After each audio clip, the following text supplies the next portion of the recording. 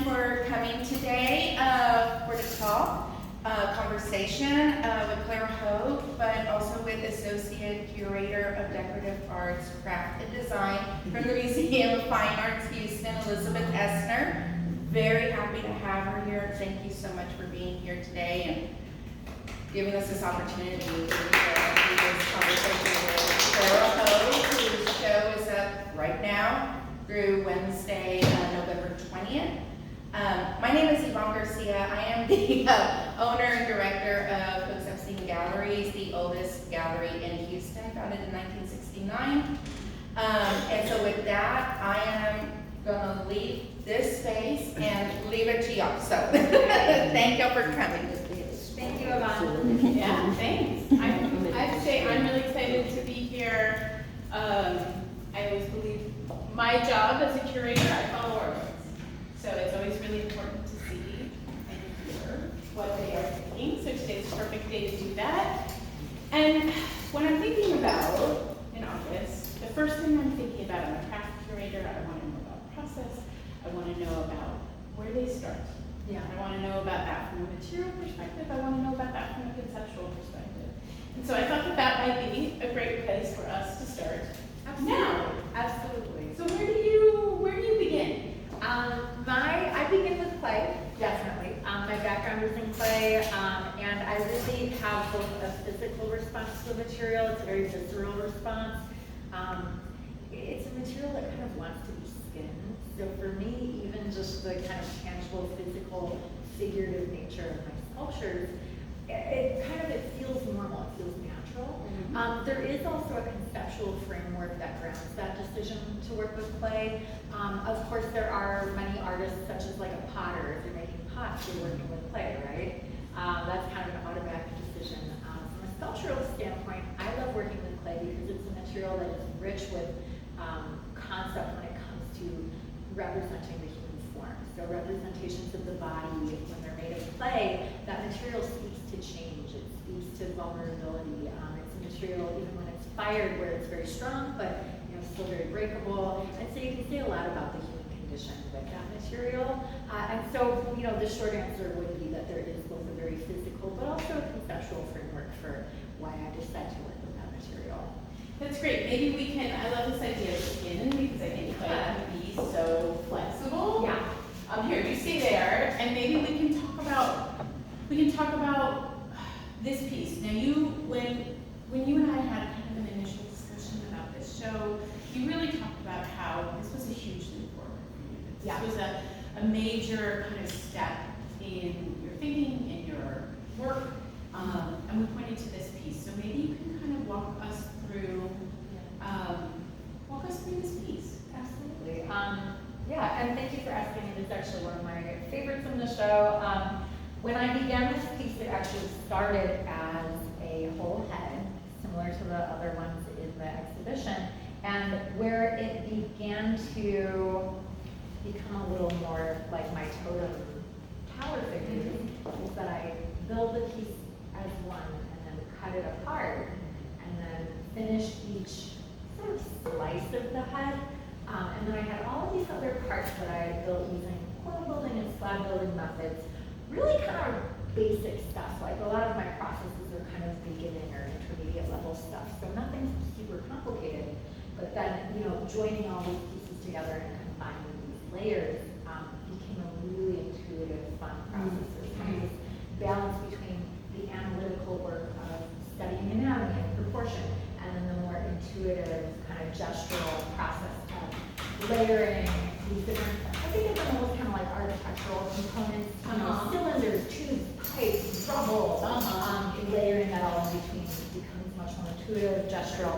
I will often actually blind the work as I'm building, so I'll wrap, I didn't even tell you this before, I will wrap parts of my work with either cardboard or maybe aluminum flashing, something that prevents me from seeing exactly what's going on, so that as I'm, kind of stuffing things, joining things together, there's this blindness that allows for something a little more, maybe materially natural to happen, a little less control on my part. And then when I remove that, cardboard or that aluminum, I can kind of see what's adjust things a little bit, but it allows for a little more fluidity and a more slightly natural quality to how these things are layered to come about. So that's always a really fun process.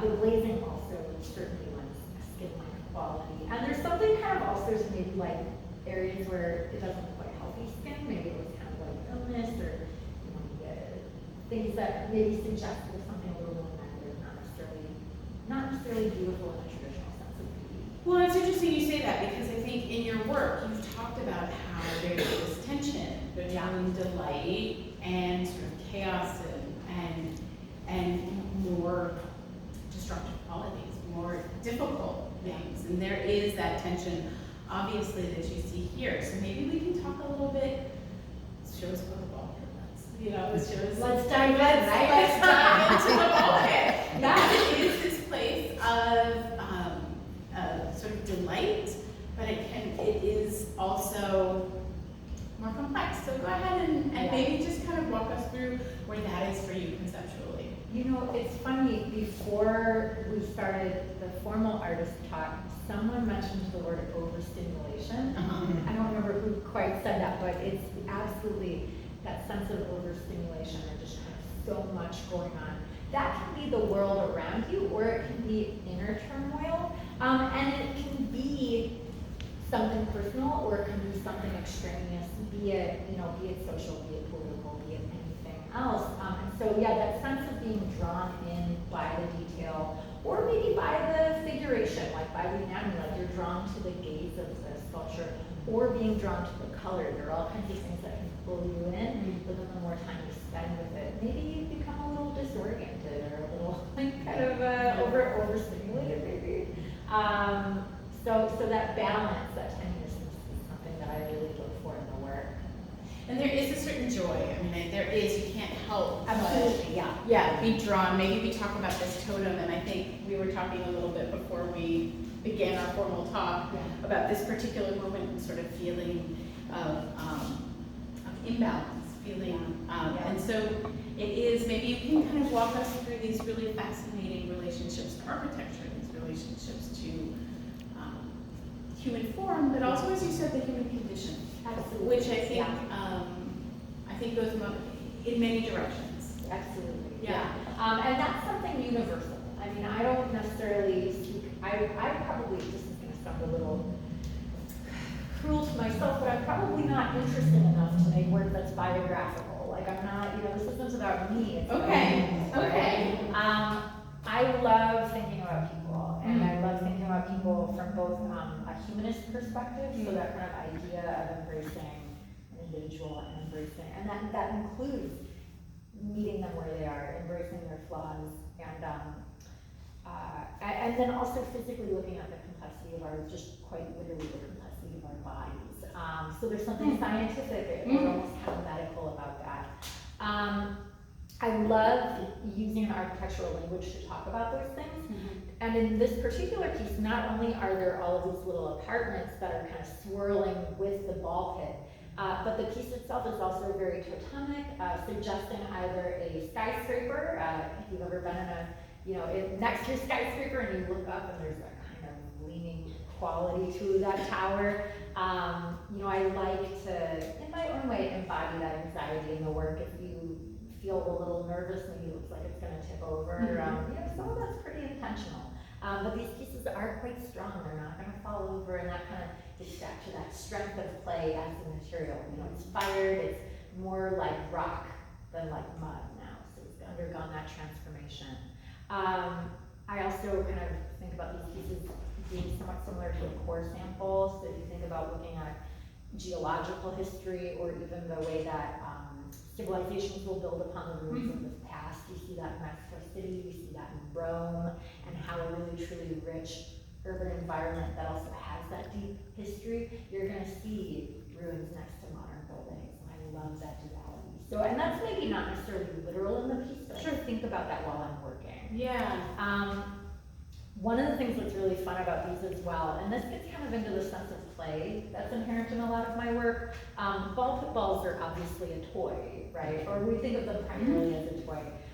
When I am building these pieces, pieces, I also do tend to look at Lego pieces and parts, so they actually, so these taller totem pieces actually come apart. And I'm happy to show that if y'all wanna, if you want a little demonstration. Yeah, sure. So this top part comes apart, and there's a little piece, a little flange that it sits on. And then the torso also comes apart to reveal another little segment underneath. I really enjoy building parts.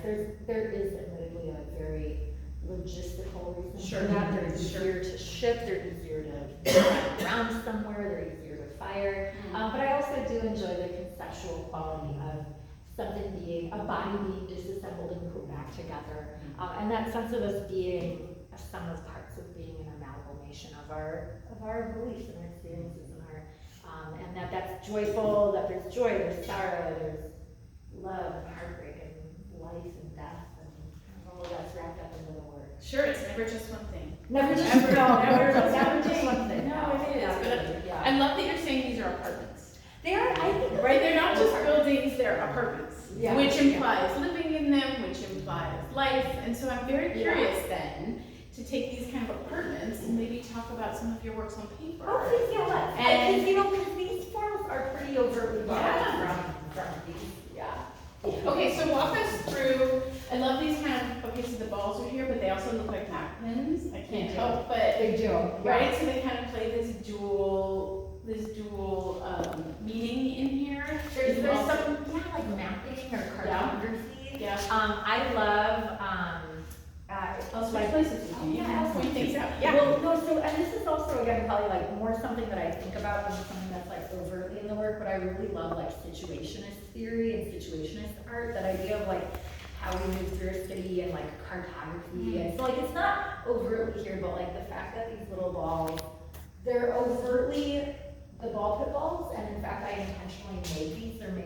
They're fired clay with little micron wire on them, and I very intentionally did that instead of buying, little mapping pins. Like I wanted that visual language between the sculptures and the drawings. But I do love that there's that sense of like cartography, or even also like little sewing pins, like thinking about like craft and different craft medium processes. Like, oh, that's kind of, if a viewer were to come to the work with that, I would be so curious to know what their reaction is and everything. I'm kind of aware of those different visual languages.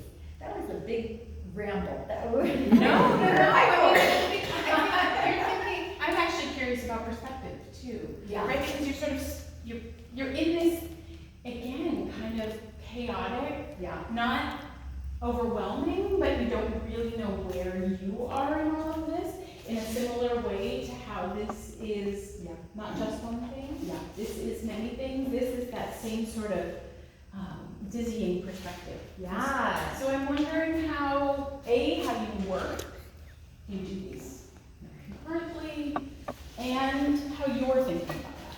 I do them concurrently, yeah. There was a point early on when my drawings were all about developing a visual language, and then I'd apply that language to my sculptures, so they were more like a tool. At this point, they definitely have a life of their own. And I love that kind of, that busyness. I love that density. I love that juxtaposition between flatness and depth that happens in the work. They're like, I don't know where I was going with that. Well, there's a kind of illustration style. I can't help but think of Saul Steinberg, and if you can imagine, I don't know if you know who that is, but if you imagine New Yorker covers in the 1950s and 60s. Oh, okay, yeah. But there's a certain kind of, not sweetness, but there's a certain informality to these that is very welcoming and very human. I appreciate that. Yeah, and it's architecture can be very unhuman, and so it's interesting you're thinking about apartments, and here you are sort of creating these spaces that do have a human feel. So I appreciate that. yeah, When I'm making these, I actually start very gestural with a watercolor application of both ink and then coffee. And so I draw the coffee always in brown areas. Our coffee, I find as a material, it has this like kind of haloing that happens. It's very skin-like, and I mean, and maybe kind of bruise-like, like there's some kind of bruise quality to it.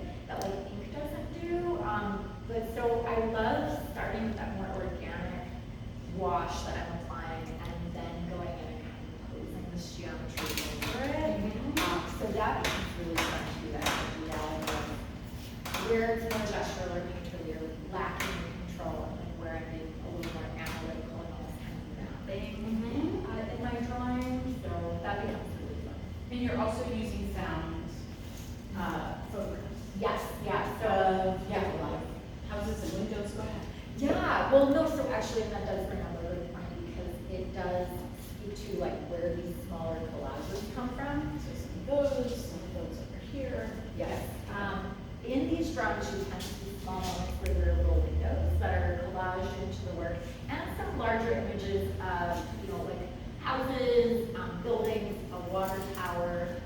These are all cutouts from kind of older architectural magazine, and so they're images that, initially, I was going through these magazines and cutting out the windows. And then, like this, for example, I had like cut out the houses and just kind of kept this for whatever reason, and then The landscape. yeah, the landscape only came in more recently into this drawing. When I was cutting out these windows, I kept these other parts, I kept that, and I kept all of the cutouts of the houses that were left over. So I cut out the windows and I just kept these like pictures of these houses, not really feeling certain about what I would do with them. And so that collaging at a very small scale, I've done that for a couple of years with my drawings, and it was only recently when I started thinking about this exhibition, thinking about balls as basically being an extension of my visual language. It's only then that I started playing with photographs of balls, putting them behind these pictures, and that play became sketching, and that the sketching became, well, if you think of these being like sketches, they're collage sketches, and that they became actually integral to the show and became a pretty wonderful thing to add to the show to give that sense of what I was thinking about. So really, actually, some of the first work I made in the show might have actually been the collages. Like as I was playing around and making these heads, like I was kind of doing both. That's interesting. So it was a means of thinking through your process and thinking through the imagery Yeah. in 2 dimensions that you then translate into 3 dimensions. Yeah. I'm always interested to see how artists kind of navigate these things. Well, and I was kind of thinking through like, what did I make first? I don't Yeah. sometimes I'm not even keeping track of it. So Yeah. but I love, so for me, like, you know, these little block-like shapes, a lot of people look at them and they think they're bricks. I think of them as apartments, but then I'm also starting to look at them as forms that are, you know, if they're geometric, if they're rectangular, then like expanding that visual language by including spheres, and then they all become swirling around the head. These little tubes are intended to be like, if we're thinking literally, they're like water pipes. They're the, you know, sewage pipes under the city, and then all that swirls together in the work. But then I also enjoy a less literal interpretation of them as shapes and forms, and a more conceptualized idea of them being representations of chaos or what have you. I'm going to ask you a question that so each of these buildings, there's windows, right? And here is windows. I don't know if this is something you've ever thought about in your work, but this is how you're sort of defining these architectural elements. Yeah. And of course, you have a person here who would be looking through these windows. So I'm just sort of curious if that's ever a part of your practice and sort of perspective and vantage point that you're thinking through. Yeah, well, isn't there that famous saying, eyes are the windows to the soul? Yes, So sure. like, so that's kind of maybe the foundation of where I'm coming from with that. I don't know, I like windows. Yeah. Like, I think they're Sure. Yeah. And sometimes you don't necessarily Yeah, know. yeah. No doors though. No. That's usually right? What is weird? I don't know. I actually genuinely don't know why that is though. I do have some work. So like, do you remember? This is a tangent because if anyone's watching, they're going to be like, I don't know what they're talking about now. But so remember the Play Houston, that brochure on Thursday, the work on it. That was a piece of mine from the last exhibition I had here. And for those, for that particular piece, and for works like that, where I'm sculpting that whole building on top of, or that whole cityscape on top of a head, and there are little stairways and everything, in those I actually do sculpt doors. So those ones have doors. And I don't know why those ones have doors, but none of the other ones do. And I think it's because I think of it like, okay, well, if there's stairs and little roadways, there's that kind of visual traveling that the viewer's doing, and then there should be a door. But if it's chaos, then I guess there are windows but no doors. So that might be kind of, maybe to think more about that. But I don't know. You know, we have a great audience here, and I want to make sure we get to questions from you guys. Are there any kind of questions? Want to open it up? absolutely, I yeah. have a question, I'm sure someone else may be thinking the same thing. Ball pit, yes, but I keep seeing solar system. Oh, yeah, that's a thing, for sure. Yeah, I think I also, had someone once be like, oh, but they're molecular, they're molecules. Yeah. And I'm like, well, sure. Like, yeah. I think that really maybe speaks to the, maybe kind of more abstract quality of the visual language I'm working with. And I do tend to veer more in that direction of wanting that universality in my visual language, but that abstraction lens to it being, is it molecular, is it this tiny? Is it universe, is it the literal universe, is it that big? I love that duality, so thank you for saying that. I wondered about the two pieces in the middle. These two? Yes. Yeah. That really have a different kind of expressiveness, and they don't have the three-dimensional walls. We were talking to them about this a little bit before, and so it's actually a pretty good question. So when I was working on these, this was one of the first ones I took out of the film. And for all of them, what I found to be this is more kind of on like the technical process side of things. When I was glazing them, it's hard to work around the big physical balls. And so what I started doing with all of them was applying all of these glazes and then doing one firing and then applying all the colorful glazes and applying things like washes and like kind of details to the work. And so I was like always kind of planning for all of them to do two firings. And so for these, what I would do for all of them, including for this one, is I would wax all of the polka dots, or in these cases, like all of the big balls, so that the glaze wouldn't stick to those areas, and then I glazed all around them. So all that like kind of patterning that's happening with these different glazes was one firing. And I took it out of the kiln and saw how the glaze had reacted to these bare areas, and I loved it so much that I decided not to add color to it. So it was actually like in process, in the course of making it, seeing what came out of the kiln, responding to the work and saying, oh, like this one doesn't need color. And then from there, I decided to do the same for this one as well. But it was this one that came out of the kiln first. And seeing that, having that response to the work was, and I think it's a very contemplative piece. It's a little quieter than the other work in the show, but it still fits within that visual language. It's very like introverted. A little bit, yeah. And I think that that's also like the kind of distant gaze of the face also adds to that. Like I think if the gaze were making a more, if the gaze were a more direct stare, then it might be different. Like it might read a little differently, but because it is kind of a piece that really looks lost in thought, it does have kind of a different quality to it. I can't help from a material perspective. I look at those circles and think about your coffee and that kind of halo that you're looking for there. It has that same kind of relationship. And you know what that halo is? It's just the glaze reacting to the plate body.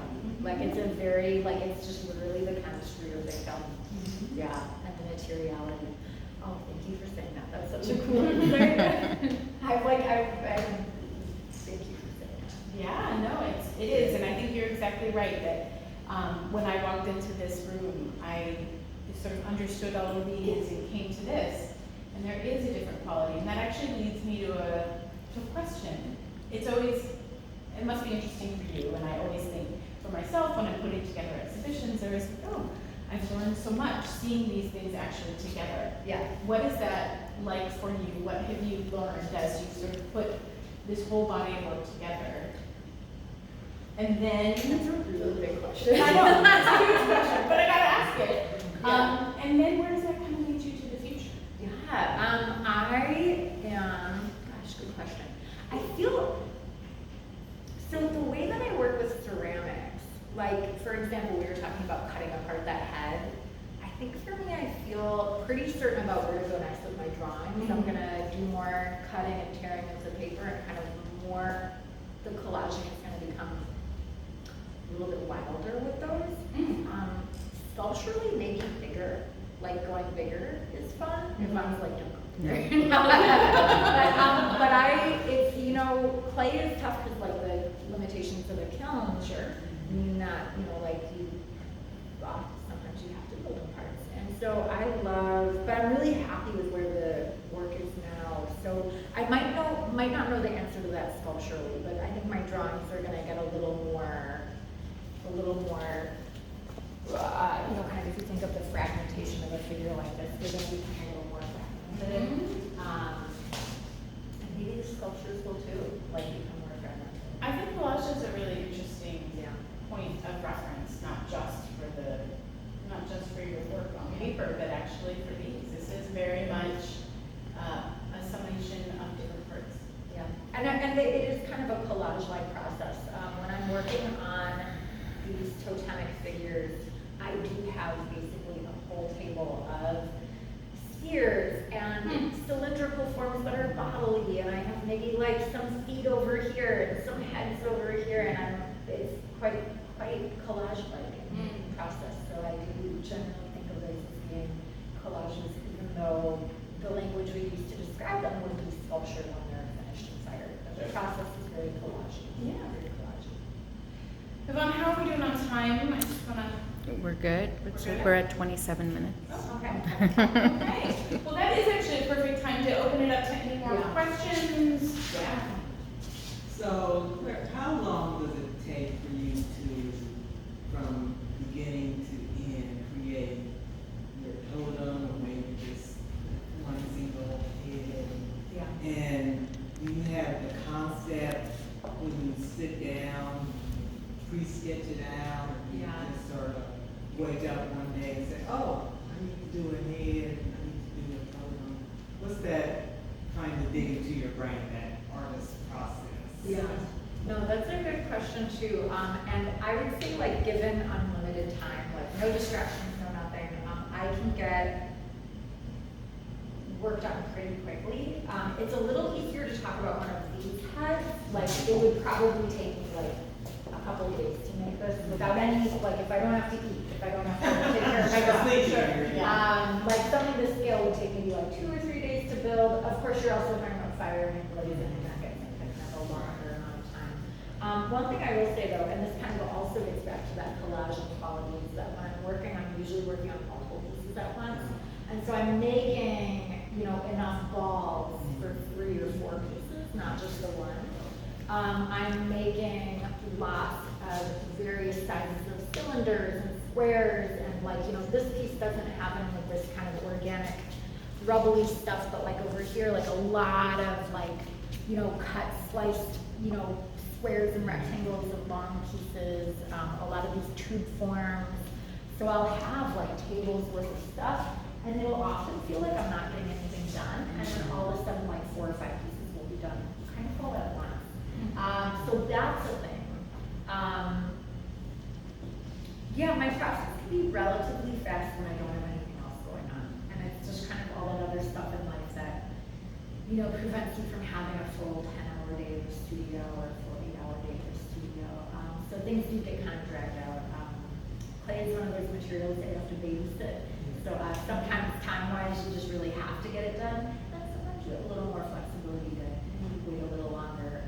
So smaller work though, if I'm really just being like the most distinct answer would be like maybe 1 week per piece in total. Like when I think time-wise about the building, the firing, the glazing, like maybe 1 week per piece. Which kind of another thing that's like, okay, so the amount of time that I spent for this kind of lines up, like when I think about that. What about, I feel like there was something else that you, in your question that Just the thought process, your pre-sketch, or you just sort of comes to you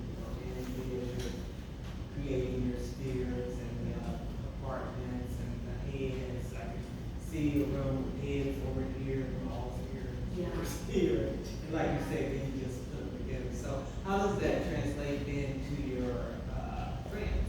I would say that that's, yeah, like, it's not a very analytical or planned process. In fact, I would say, like, I am not good about keeping a sketchbook, and I'm looking at you in a crowd right now, because I'm not good at it. Many artists don't work in sketchbooks. I don't usually work in a sketchbook, but what I will say is that, like, my drawings and these, newer collages that I'm making, they function in a sketch-like capacity, so I'm usually working out ideas two-dimensionally, not necessarily before I'm sculpting, but while I'm sculpting. So they usually happen in tandem with each other. Just to answer your question, I know it's like kind of, So you don't have in your head, some artists, when they are beginning a piece, they have in their head exactly what it's going to be. Oh, yeah. You are really working improvisationally. Very You are responding to what is happening and building. Yeah. Improvisation is actually a really good word to use. Yeah, it's like very, but here's the thing about that is that I really enjoy the playful quality of being in the studio, and I really enjoy responding to the work. And if you have like a plan, you can't really do that. I mean, if I had stuck to my plan, it just would have color on it. So like, I really enjoy, I like having a plan. So there. So that's the best way to answer. Little bit of chaos. A little bit of chaos. Yeah. One of the things I'm noticing is that your prints, I'm a math teacher. Teach math. So I noticed your prints and your 2D have more of your prisms or more of the rectangles, more of the square things, and your three-dimensional pieces have a lot of cylinders. And typically, when we teach our kids, we'll say, oh, you'll notice most of those built with squares and rectangles and that and the other. But your art piece here has a lot of cylinders supported by the squares and the rectangles, but it's really standing on the cylinder piece. And so that part of the design process, where typically when we're looking at designs from a very, very limited scope, elementary, it's usually squares. You build with squares, but seeing building with cylinders and they're standing, you use square support, but seeing a lot of the foundational cylinders, I noticed that. And I would say some of that, like, to be honest, like, I love, and this actually is something that we haven't talked about during the talk today, but like, one of the things, having learned about art history as well, like, I think about like the iconography of the human form in art history, especially like religious iconography, and not just Christianity. Like, I mean, think about like the richness and wealth of like Islamic art and like bodies in Islamic art. So like thinking of like this totemic quality of the body and the presentation of the body from a religious standpoint, like, like an object of worship, but like from a more artistic and secular perspective, like we're conceptualizing the human experience. So a lot of like this, for example, like, it's a little plinth for the body to stand on, it's a little, almost kind of like a little pedestal on a pedestal, so to say, like for lack of a better way to put it. One thing that I do love, and I'm realizing that this isn't in a lot of the work here, but like, that balance between angular and then more organic forms, like is totally something that I think about a lot. So like, I appreciate you noticing that. I mean, the cylinders are kind of more just overtly like the roundness of your leg, and being kind of literal about that. But yeah, like I have made figures where a leg is like a square or a rectangle, and kind of like really moving even further away from that organic bodily language, but still kind of referencing a body. Did that answer your question? Okay, it's fun to talk about though. I think about that a lot while I work, like that kind of balance between organic and geometric, and and one is human built, like the squares. Yeah. You don't see squares in nature really. Exactly. not really, no, not at all, No. Really Occasionally in a gem as they're grown, but you see roundness in nature. absolutely. And you see in human scale, in human built forms, you see that. So it's a really interesting duality that you pointed out. In terms of form. Yeah, great question. Yeah. What I noticed in much